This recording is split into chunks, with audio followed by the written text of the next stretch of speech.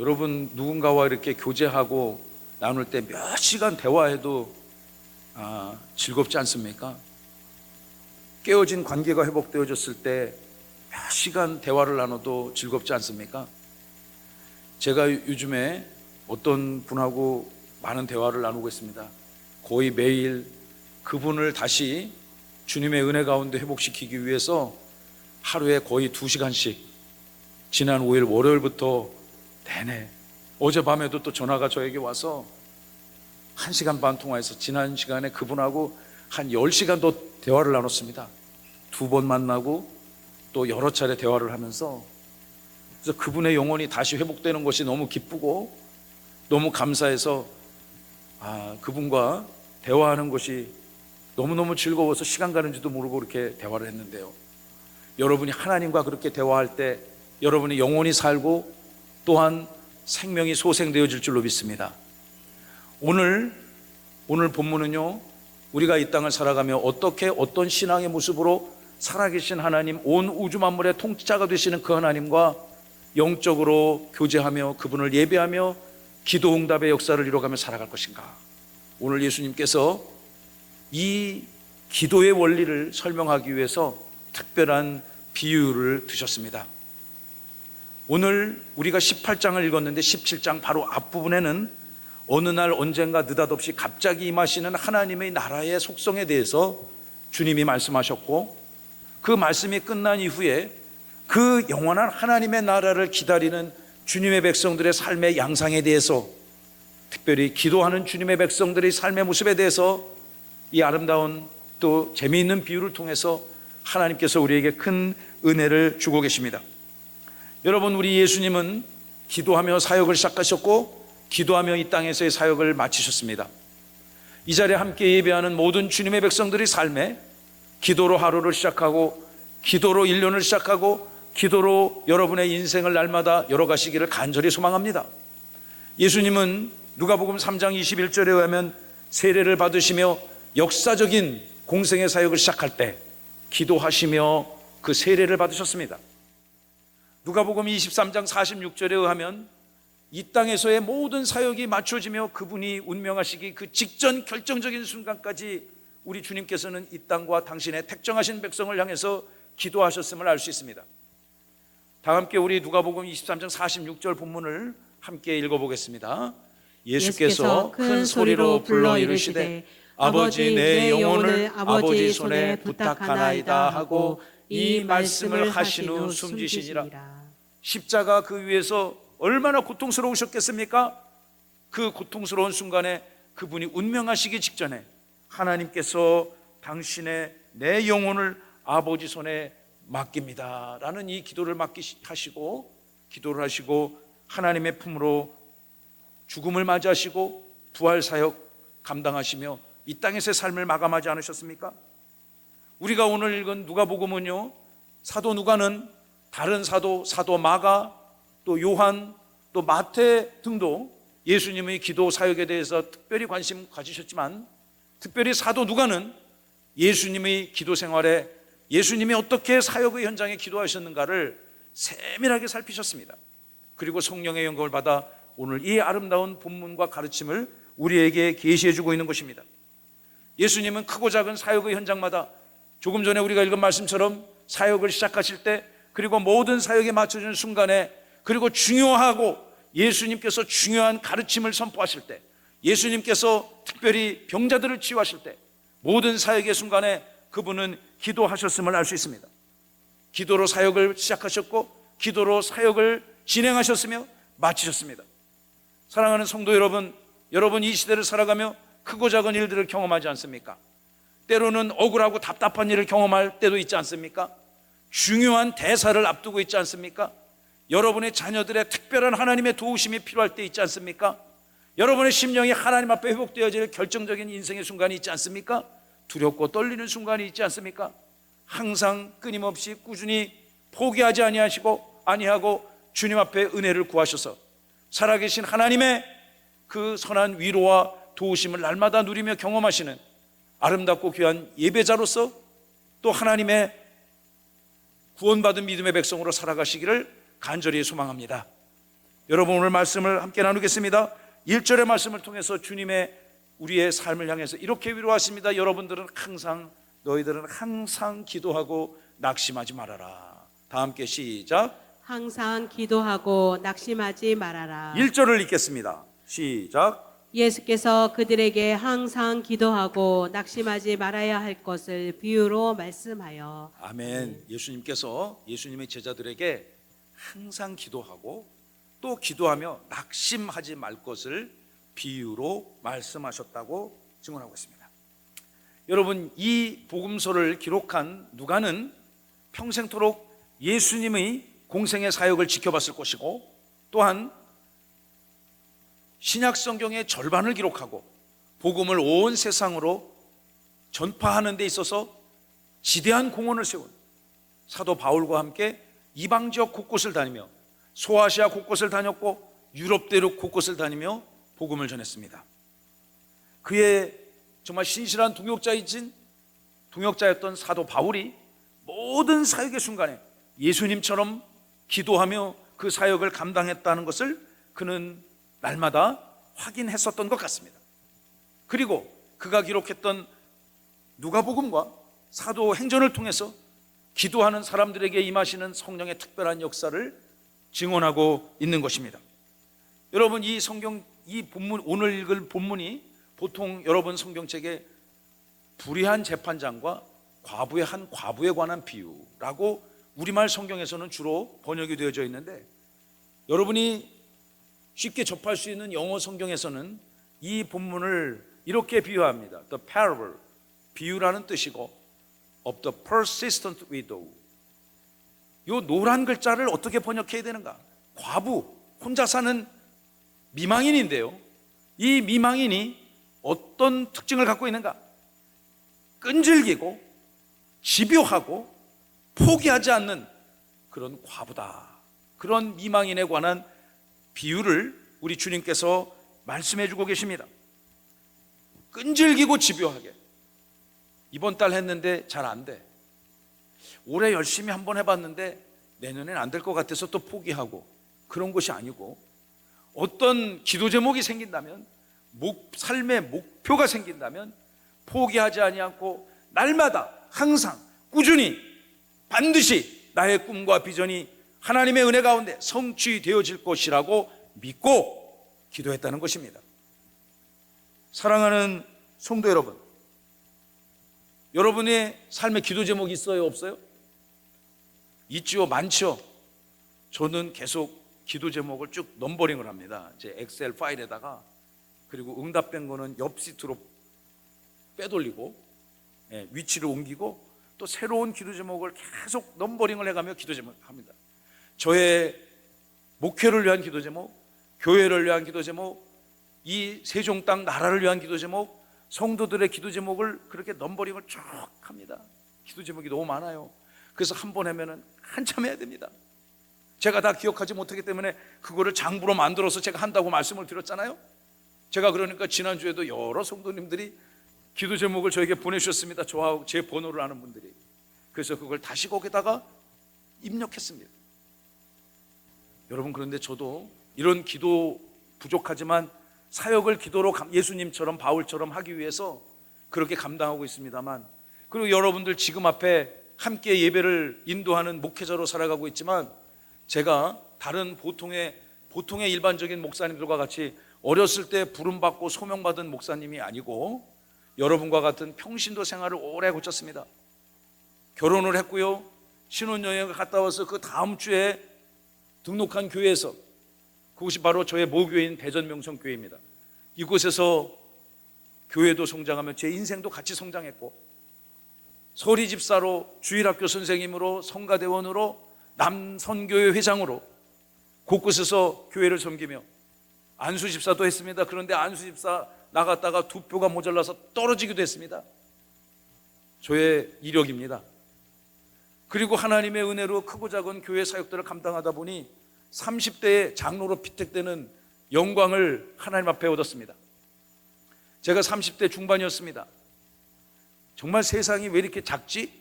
이런 교만된 생각을 갖고 온 세상을 다니며 정신없이 일하던 그 시대에 저의 목사님이, 제가 섬기던 교회 목사님이 저를 불렀습니다. 불러서 저에게 밥을 사주면서 이런 얘기를 했습니다. 당신은 목회를 해야 될 사람이라고. 그래서 제가 정말 뒤통수를 한 대 얻어맞은 것 같았어요. 제 인생의 계획에 목회 계획은 0.1%도 없기 때문입니다. 목사님, 저는 할 수 없습니다. 할 능력도 안 되고 할 생각이 1도 없습니다. 그러니까 그런 기도 하지 마세요. 제가 단박에 거절했습니다. 목회를 하면 너무너무 좋다는 거예요. 뭐가 그렇게 좋냐고 물어보니까 예수님이 하신 일을 대신하는 거니까, 예수님이 하신 일을 이 시대에 하는 그 성도의 영혼을 살리고 인생을 하나님 앞에 인도하는 이 복된 일이니까 세상에 이거보다 더 귀한 일이 없다는 거예요. 이거보다 더 좋은 일이 없다는 거예요. 그래서 믿음 없는 제가 이렇게 얘기했잖아요. 그렇게 좋으면 목사님 혼자 많이 하라고. 제가 그렇게 얘기했던 믿음 없는 자예요. 그래서 제가 목사님 제발 기도하지 말라고, 제발 기도하지 마. 나는 세상에서 할 일이 많고 재밌는 일이 너무너무 많은데 나는 목회할 생각이 전혀 없습니다. 거절했습니다. 정말 저는 완곡하게 거절했어요. 그런데 이분이 특징이 있습니다. persistent. 한 번 물면 안 노는 양반이야. 이 양반이 포기를 안 해. 제발 하지 말라고. 나는 안 하는데 왜 내가 부탁도 안 한 기도를 하냐고.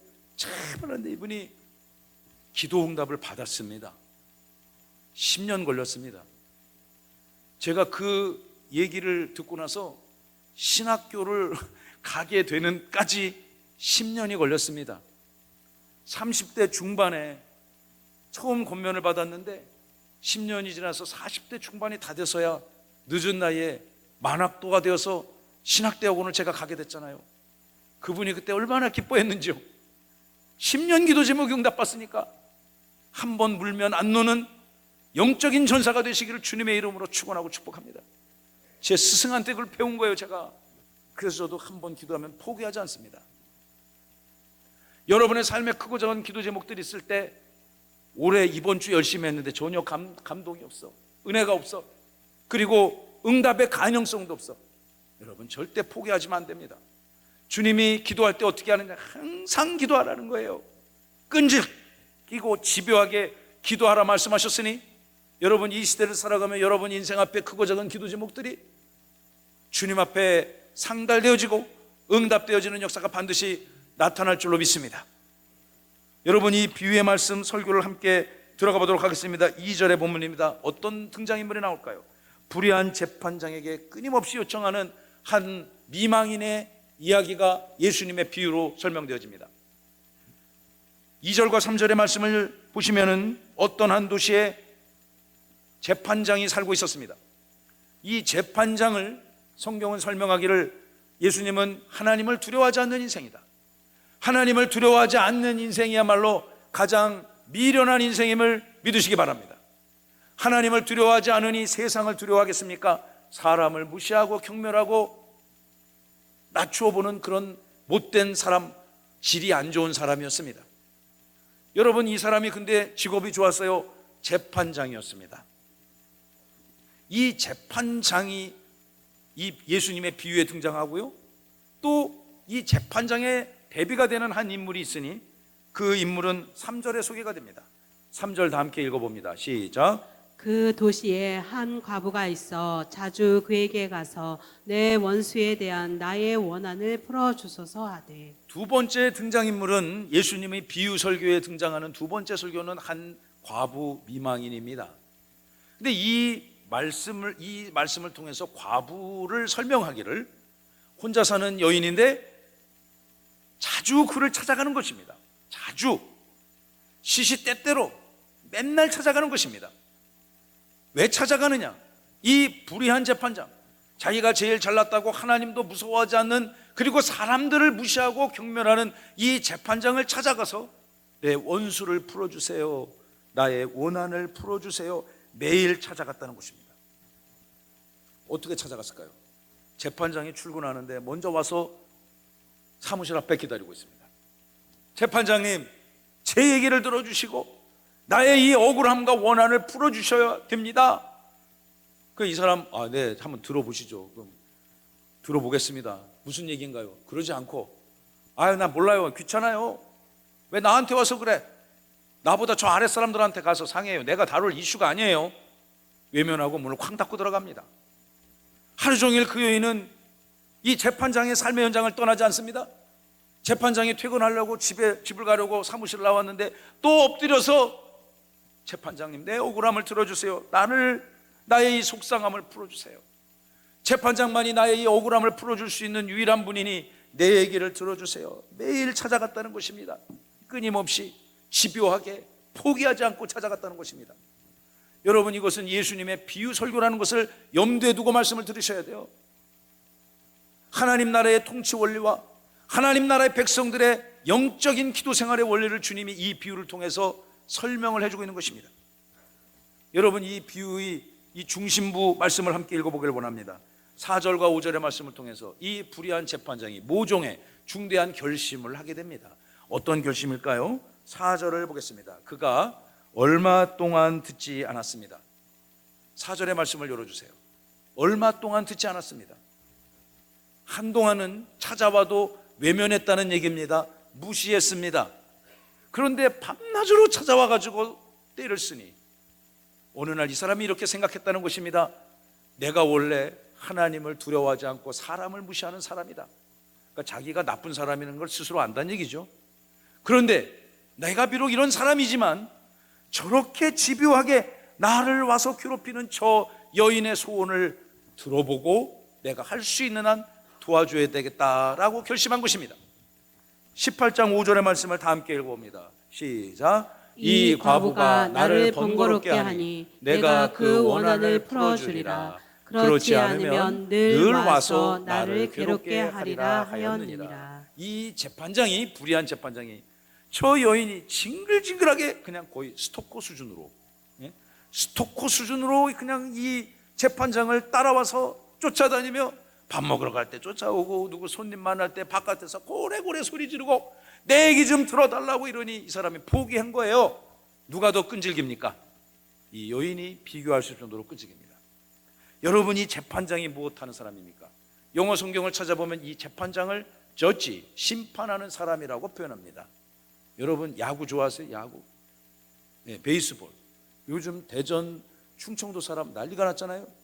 맨날 바닥에서 헤매던 팀이 지난 겨울에 뭘 특별한 걸 잡섰는지 이 양반들이, 팬들이 도저히 이해할 수 없는 어마무시한 성적을 내고 있잖아요. 그죠? 여러분, 그 야구 경기를 보면 말이죠, 매 경기 때마다 그렇게 표를 구하기가 어렵다네.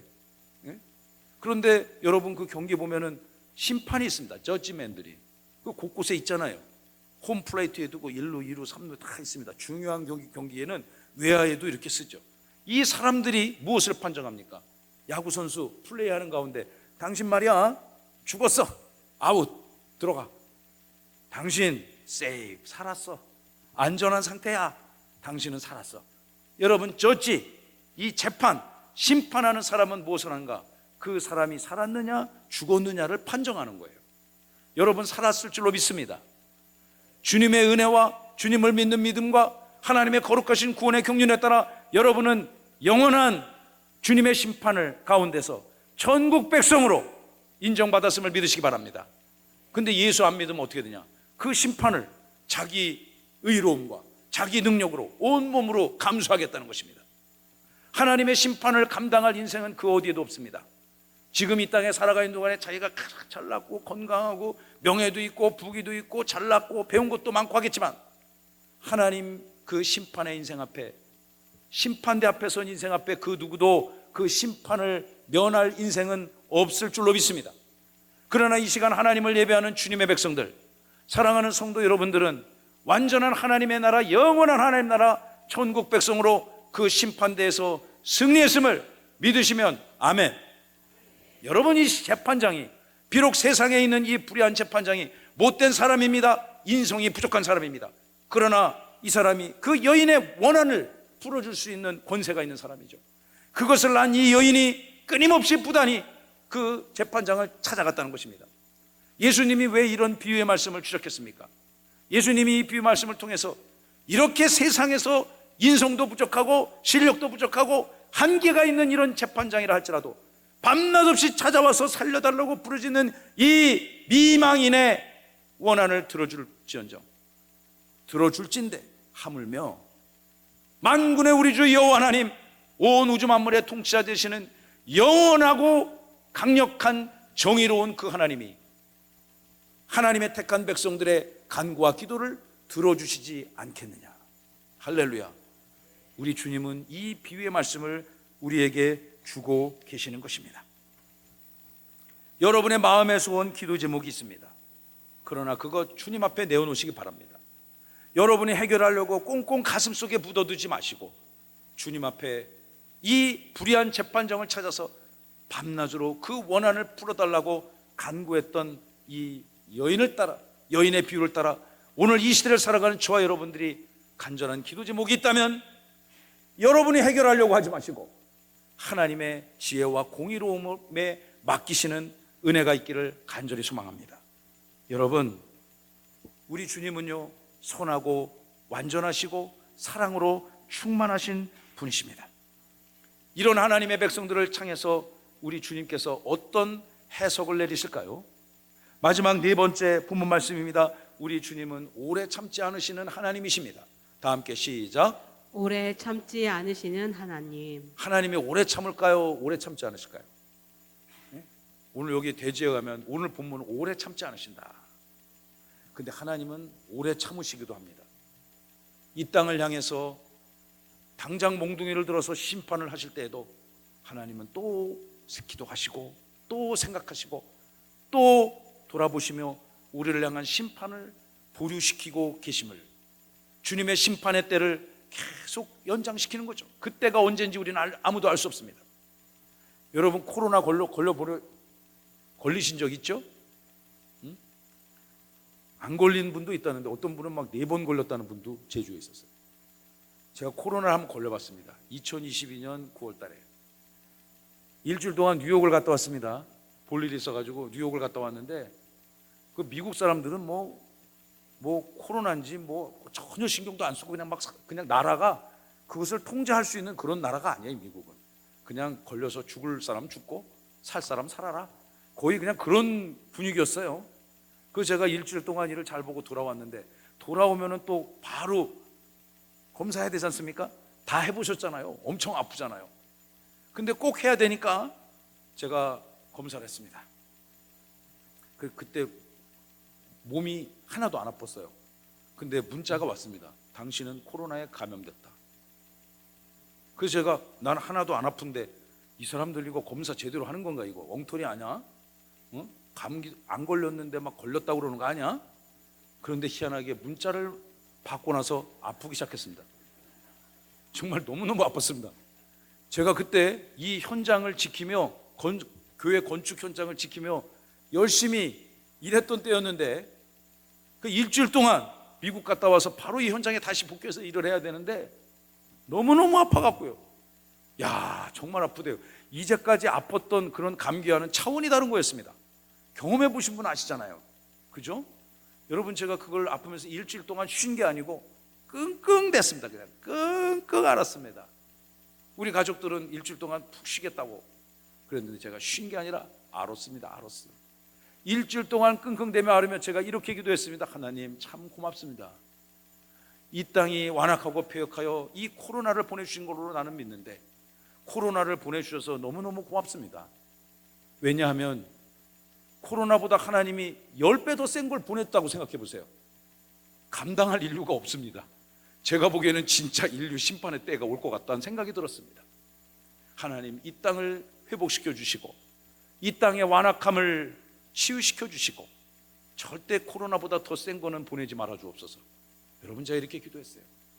하나님은 이 완악하고 강팍한 이 시대를 회복시키기 위해 지금도 오래 참으시는 분이심을 믿으시기 바랍니다.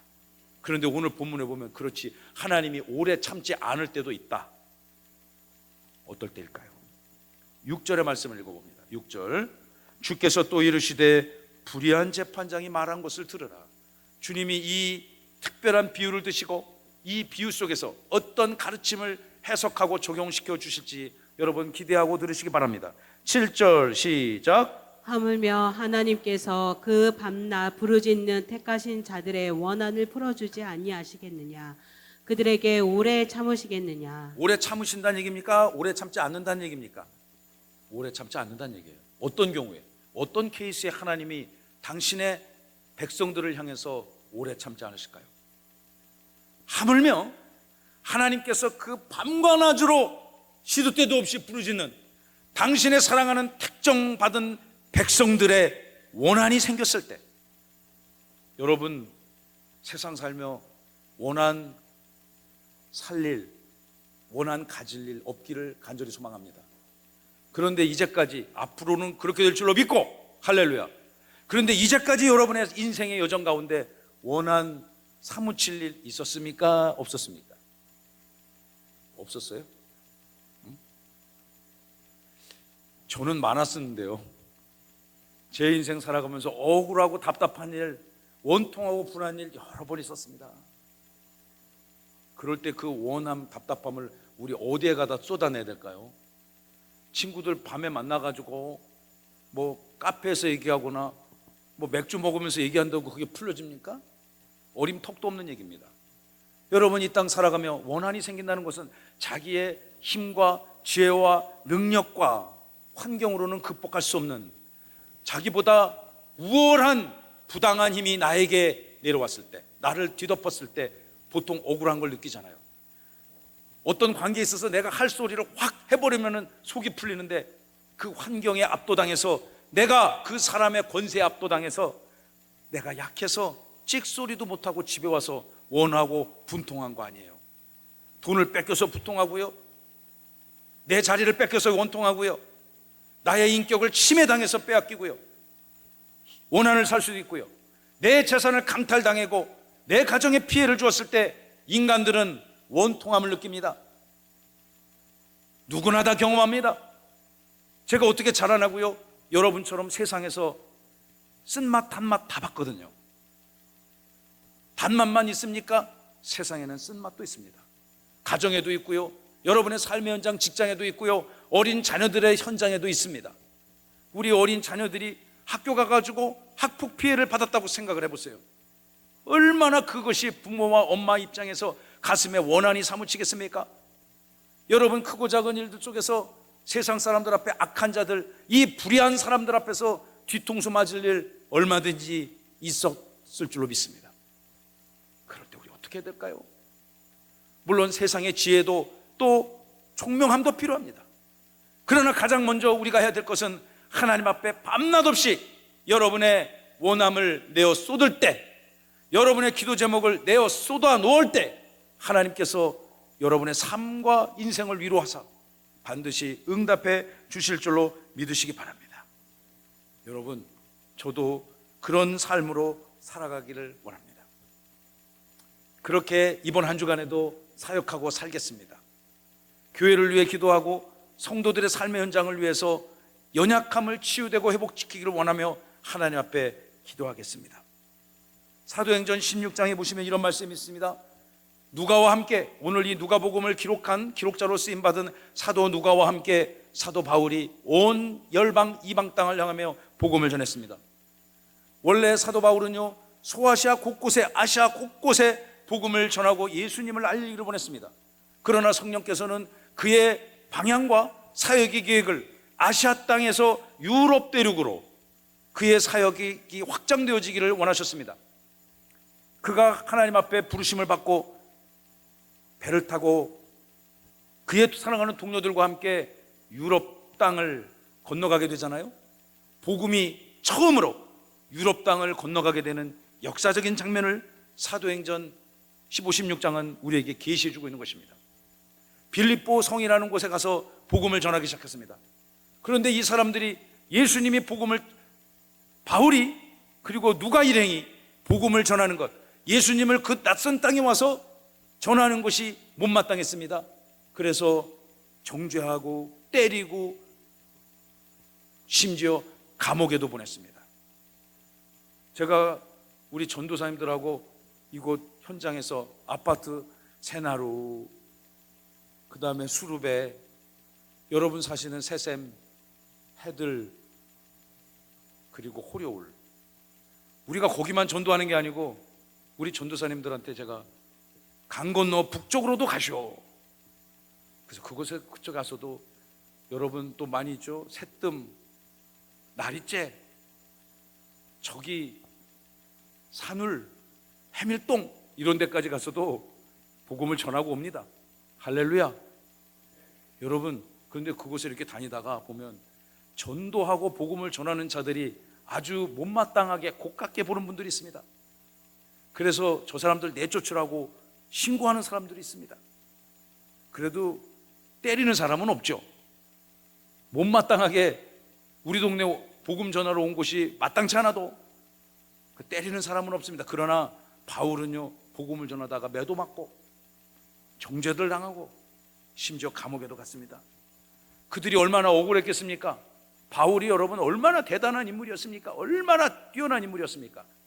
그는 요즘 말로 하면요, 엄청나게 부자 집안의 금수저 출신이었고 내 선생님이 누굽니다. 이 정도만 얘기하면 그냥 다 먹어주는 그런 사람이었습니다. 대단히 탁월한 율법학자였고 전도가 유망한 유대교 종교 지도자 중에 한 명이 될 사람이었습니다. 그런데 그 모든 것들을 다 내려놓고 그런 것들을 내려놓고 이름 없는 천막 수공업자로 살아가며 가는 곳곳마다 복음을 전하던 그에게 하나님께서 함께 하셨음을 믿으시기 바랍니다. 그런데 여러분 사도행전 16장에 보시면 감옥에 갇히게 되었어요. 감옥에 가셔서 그의 사랑하는 동역자 실라와 함께 감옥에 가서 무엇을 했을까요? 찬송을 불렀습니다. 찬송을 불렀습니다. 그리고 그곳에서도 무엇했습니까? 기도했습니다. 기도했습니다. 억울하고 답답했을 것 같아요, 저 같으면. 그러나 그 현장에서 그들은 하나님의 영광을 찬송하며 기도했습니다. 사도행전 16장 24, 25절은 그날 밤 그 특별했던 상황을 다음과 같이 증언합니다. 한밤중에 바울과 실라가 기도하고 하나님을 찬송하며 그 모든 주변의 죄수들이 그들의 기도도 듣고 찬송도 듣게 되어졌습니다. 물론 그 빌립보 감옥에 있는 수많은 사람들은 예수 믿는 사람들 아닙니다. 그들은 저 사람 오늘 들어온 신입 죄수들인데 어떻게 저 사람들은 무슨 기도를 하고 무슨 찬송을 할까?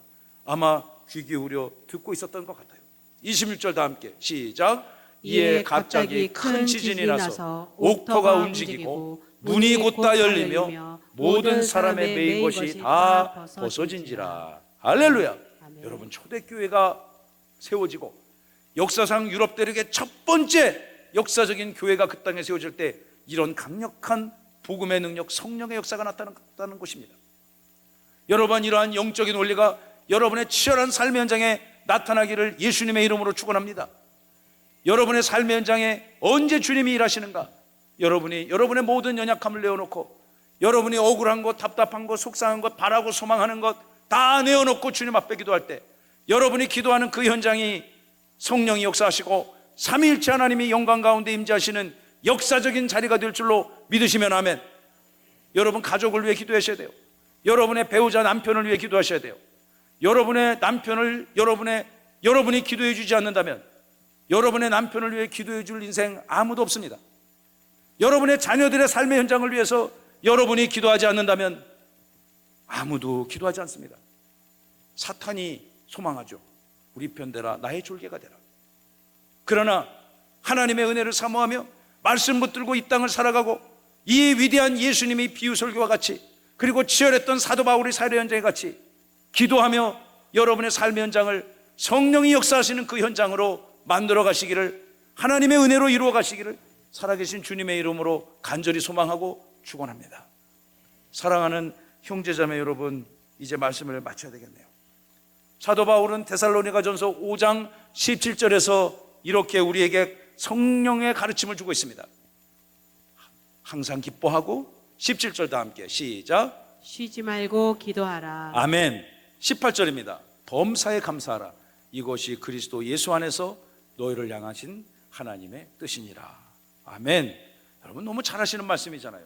쉬지 말고 기도하셔서 하나님의 일하심의 현장에 여러분이 주인공 되시기를 간절히 바랍니다. 억울함도 하나님 앞에 기도하며 푸셔야 됩니다. 저도 간절한 소망이 있습니다. 무슨 소망일까요? 우리 교회가 세종 땅에 늦게 개척되고 저 역시 늦게 목회를 한 부족한 인생이나 세종 땅에서 가장 칭찬과 존경과 사랑받는 교회를 만들고 싶고 이 주님의 몸된 교회가 세종 땅 곳곳에 1부터 6 생활권뿐만 아니라 금남면, 북안면, 장군면, 전동면, 전이면, 연서면, 조치원까지, 그리고 인근 지역 대전에서 청주에서도 찾아와 하나님을 예배하는 주님의 백성인들이 모이는 하나님의 예배의 전당, 그 꿈이 저의 기도 제목이고 소망입니다. 할렐루야. 저와 함께 예배하는 저와 여러분들이 이 시대 살아 역사하시는 만군의 우리 주 여호와 하나님의 은혜의 도우심으로 날마다 기쁨으로 평강으로 살아가고 행복을 구가게 하는 것, 저의 기도 제목이고, 우리 자랑하는 장로님들의 기도 제목이고, 저와 함께 동역하는 전도사들의 기도 제목이고, 함께 동역하는 목사들의 기도 제목입니다. 이것이 여러분의 기도 제목이 되었으면 정말 좋겠습니다. 일주일에 한 번만이라도 여러분과 함께 교회를 섬겨가는 담임 목사의 기도 제목을 함께 공유한다면 하나님이 더 기뻐하실 줄로 믿습니다. 할렐루야. 여러분 인생 오늘부터 살아갈 때 만만치 않을 거예요. 저도 세상을 열심히 나름대로 치열해 살아보니 세상이 참 만만하지가 않더라고요. 그러나 믿는 자들에게는 능치 못할 일이 없을 줄로 믿습니다. 하나님이 함께 하시면 될 줄로 믿습니다. 여러분 가정에 예수님 안 믿는 인생도 여러분이 열심히 이러한 끈질기고 집요한 과부와 같이 하나님 앞에 매달릴 때 강팍한 인생이 성령의 담비로 회복되어질 줄로 믿습니다. 내 남편이 뭐가 되겠어? 여러분이 왜 결정합니까? 그것은 주님의 영역입니다. 지금은 가능성이 1% 없어도 주님의 몸된 교회를 지켜가는 믿음의 거장이요 장로로 살게 하여 주옵소서. 여러분 이런 기도로 여러분의 배우자들과 여러분의 자녀들 축복하는 은혜가 있기를 바랍니다. 저도 부족하고 미련하고 또 연약하게 한량없는 중이지만 이 말씀을 붙들고 이번 한 주간 또 2025년 살아가는 모든 사역 현장에서 이 말씀 붙들고 하나님 앞에 나아갈 것을 약속드립니다. 사랑하고 친애하는 형제자매 여러분, 이번 한 주 동안 혼자가 아닙니다. 여러분 혼자 이 세상을 이기려고 하지 마세요. 하나님의 도우심을 구하시기 바랍니다. 하나님 앞에 여러분의 삶을 쏟아 놓으시고 하나님의 살아계심을 누리며 경험하시며 영광을 올려드리시며 승리하시기를 살아계신 예수님의 이름으로 축원하고 축복합니다.